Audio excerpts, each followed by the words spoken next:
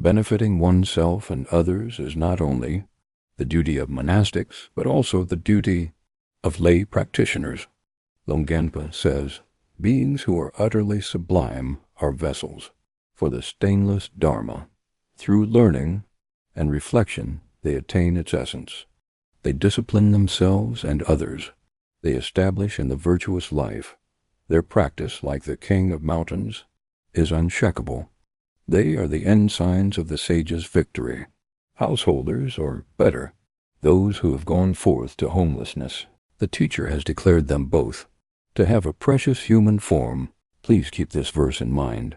Benefiting oneself and others is not a passionate conduct that only lasts for 2 or 3 days. If you make a bodhicitta vow to help others today, but submit a letter of resignation a few days later and quit your vow, you are as unstable as the prayer flags blowing in the wind. You shouldn't be like this. Instead, you should be as stable as the king of mountains. Therefore, when studying the Dharma, it is very important to tame your own mind and help others.